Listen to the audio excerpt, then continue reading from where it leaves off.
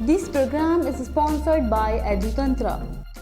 नमस्कार, मैं प्रभात रंजन मिश्रा और आप देख रहे हैं नेशन लाइव। चीन अपनी कायरतापूर्ण हरकतों से बाज नहीं आ रहा। जम्मू कश्मीर में माहौल बिगाड़ने के लिए चीन पाकिस्तान के आतंकियों की मदद कर रहा है।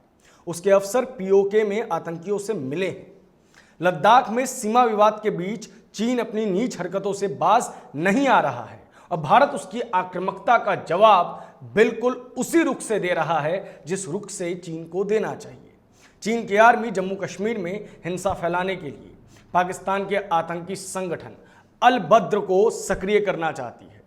न्यूज़ एजेंसी यूएनआई की रिपोर्ट के मुताबिक अल बद्र के आतंकियों का ग्रुप हाल ही में चीन के अफसरों से मिला है। यह मीटिंग पाकिस्तान के कब्जे वाले कश्मीर यानी कि पीओके में हुई है। चीन न सिर्फ पाकिस्तान के आतंकियों को बल्कि म्यांमार के विद्रोही संगठन अराकन आर्मी को भी फंड और हथियार की सप्लाई दे रहा है। बैंकॉक बेस्ड मीडिया कंपनी लिकास न्यूज़ ने सूत्रों के हवालों से ये रिपोर्ट दी है। इसके मुताबिक अराकन आर्मी को 95% फंडिंग चीन से हो रही है। रिपोर्ट में कहा गया है कि अराकन आर्मी के जरिए चीन पश्चिमी म्यांमार के भारत से लगते बॉर्डर वाले इलाके में अपना दखल बढ़ाना चाहता है। वह दक्षिण एशिया में भारत को कमज़ोर करना चाहता है, इसीलिए म्यांमार में भारत का प्रभाव बढ़ने से रोक रहा है। न्यूज़ एजेंसी यूएनआई के मुताबिक पाकिस्तान ने पीओके में गिलगिट बल्टिस्तान इलाके में 20,000 सैनिक बढ़ा दिए हैं। वह भारत चीन के बीच विवाद का फायदा उठाना चाहता है। दूसरी ओर पाकिस्तान लगातार सीज फायर का उल्लंघन कर रहा है। जम्मू कश्मीर पुलिस का कहना है कि पाकिस्तान से लगातार आतंकी घुसपैठ की कोशिश भी हो रही है। इधर चीनी मीडिया ग्लोबल टाइम्स ने लिखा है कि भारत और चीन के जवानों को बैच में हटाने पर राजी हुए हैं। कमांडर लेवल की तीसरी बैठक में यह फैसला हुआ है।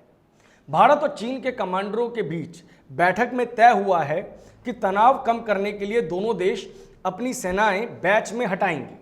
चीनी मीडिया ग्लोबल टाइम्स ने बताया कि दोनों देशों के लेफ्टिनेंट जनरल ने मंगलवार को करीब 12 घंटे चली बैठक में यह फैसला लिया है। रक्षा मंत्री राजनाथ सिंह और आर्मी चीफ मनोज मुकुंद नरवणे शुक्रवार को लेह जाएंगे। वहां पर वे पूर्वी लद्दाख में सुरक्षा हालातों की समीक्षा करेंगे। इस दौरान रक्षा मंत्री सेना के बड़े अफसरों के साथ हाई लेवल मीटिंग भी कर सकते हैं। पूर्वी लद्दाख में पिछले 7 हफ्तों से भारत और चीन की सेना कई जगहों पर टकराव की स्थिति में है। मंगलवार को हुई मीटिंग में भारत की ओर से 14 corps commander lieutenant general Harminder Singh और चीन की ओर से तिब्बत मिलिट्री के commander major general Liu Lin शामिल हुए थे। ग्लोबल टाइम्स ने सूत्रों के हवाले से बताया कि मंगलवार को कमांडर लेवल की बातचीत में दोनों देशों ने स्पष्ट रूप से अपनी बात कही। इस दौरान आपसी विश्वास बढ़ाने, मतभेदों को दूर करने, एलएसी से सैनिकों को टुकड़ों में हटाने और हालात सामान्य बनाने पर सहमति बनी। ग्लोबल टाइम्स ने लिखा है कि अब यह जरूरी है कि भारत को चीन से खुद बढ़कर मिलना चाहिए। बॉर्डर पर सैनिकों के एक्शन पर सख्ती से लगाम लगानी चाहिए।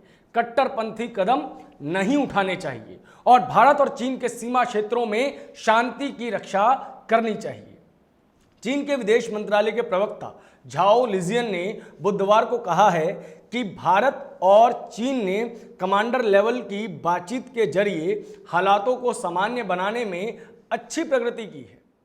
रविवार को मन की बात कार्यक्रम में प्रधानमंत्री ने भारत का रुख भी साफ किया था। प्रधानमंत्री नरेंद्र मोदी ने रविवार को जोर देकर कहा कि भारत ने लद्दाख में अपनी भूमि पर आंख उठाकर देखने वालों को करारा जवाब दिया है। साथ ही उन्होंने कहा कि भारत मित्रता की भावना का सम्मान करता है, लेकिन यदि कोई उसकी भूमि पर आंख उठाकर देखता है तो वह उसको उचित जवाब देने में सक्षम है। गलवान घाटी में चीन की पीपल्स लिबरेशन आर्मी के साथ हिंसक झड़प में शहीद हुए 20 जवानों को श्रद्धांजलि देते हुए प्रधानमंत्री ने कहा कि भारत के वीर सपूतों ने दिखा दिया कि वे कभी भी मां भारती के गौरव को आंच नहीं आने देंगे। उन्होंने चीन का नाम लिए बगैर कहा, लद्दाख में भारत की भूमि पर आंख उठाकर देखने वालों को करारा जवाब मिला है। भारत मित्रता निभाना जानता है तो आंख में आंख डालकर देखना और उचित जवाब देना भी जानता है। आप ये बात तो जानते हैं कि भारत ने चीन के 59 ऐप्स पर प्रतिबंध लगा दिया है। भले ही भारत द्वारा चीन के 59 ऐप्स पर प्रतिबंध लगाना उसके लिए आर्थिक झटका माना जा रहा हो और ये चीन के साथ उत्पन्न तनाव के बीच में भारत की ओर से चीन को दिया हुआ एक जवाब माना जा रहा हो, लेकिन उच्च स्तरीय सूत्रों ने कुछ और ही वजह बताई है। अब तक ऐसा लग रहा था कि सरकार ने वास्तविक नियंत्रण रेखा LAC पर चीनी सेना द्वारा की गई कायराना हरकत को लेकर ऐप्स पर प्रतिबंध लगाया है ताकि बीजिंग को एक सख्त संदेश भेजा जा सके, लेकिन उच्च स्तरीय सूत्रों का कहना है कि सरकार ने यह कदम इसलिए उठाया है ताकि चीनी कम्युनिस्ट पार्टी यानी कि CCP को ऐप्स के माध्यम से डेटा चुराकर उससे राजनीतिक और सैन्य उद्देश्यों के लिए प्रयोग करने से रोका जा सके।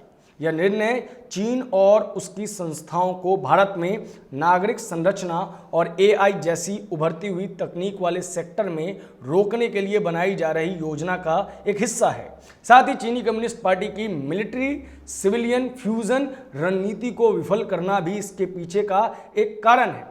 मिलिट्री सिविलियन फ्यूजन रणनीति के तहत CCP टिकटॉक और UC ब्राउज़र जैसे ऐप्स का इस्तेमाल करते हुए उसके डेटा का इस्तेमाल राजनीतिक और सैन्य उद्देश्यों के लिए कर सकती है।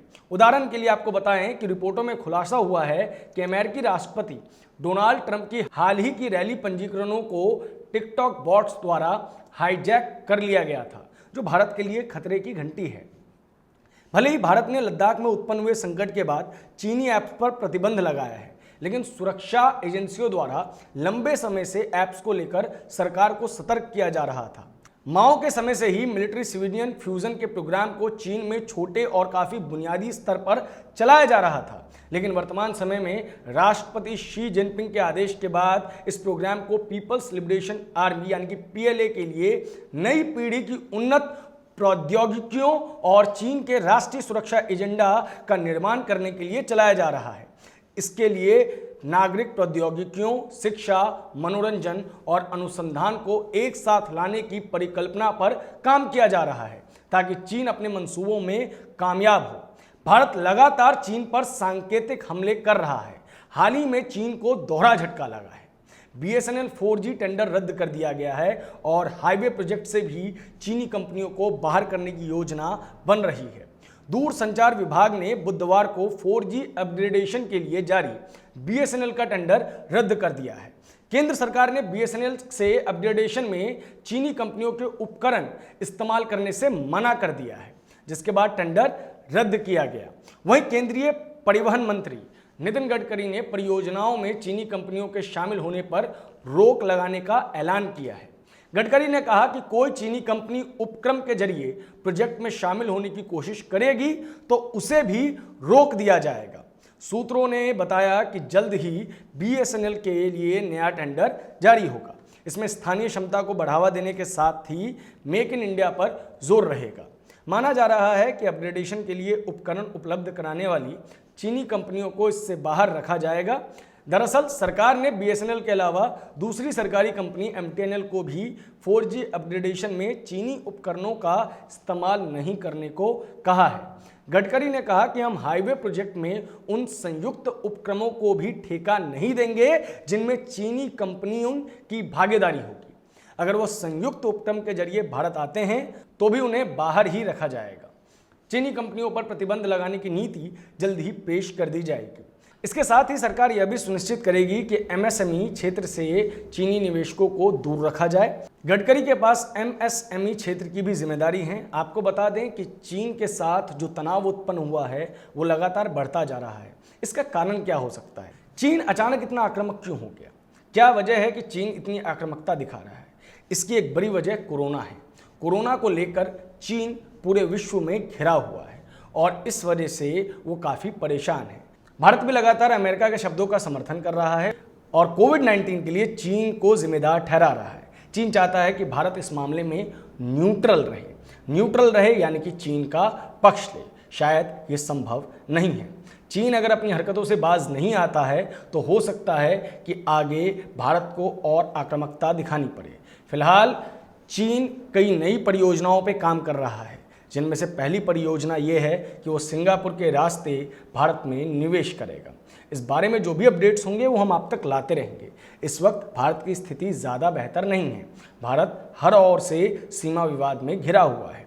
लगातार पाकिस्तान की ओर से आक्रमण भी किए जा रहे हैं आतंकवादियों के भेष में, और चीन लगातार अपनी नीच हरकतों से बाज नहीं आ रहा। ऐसे में हमें चाहिए कि हम देश के सरकार का सहयोग करें, और देश की सरकार को चाहिए कि वो विपक्ष को भरोसे में रखे और देश के लोगों तक सभी जानकारियां पहुंचाए, ताकि देश में किसी भी प्रकार की अफवाह ना फैले, किसी भी प्रकार का असमंजस ना रहे। इस मामले पे जो भी अपडेट्स होंगे नेशन लाइव आप तक लाता रहेगा। हमारी ये वीडियो आपको कैसी लगी ज़रूर बताएं। धन्यवाद।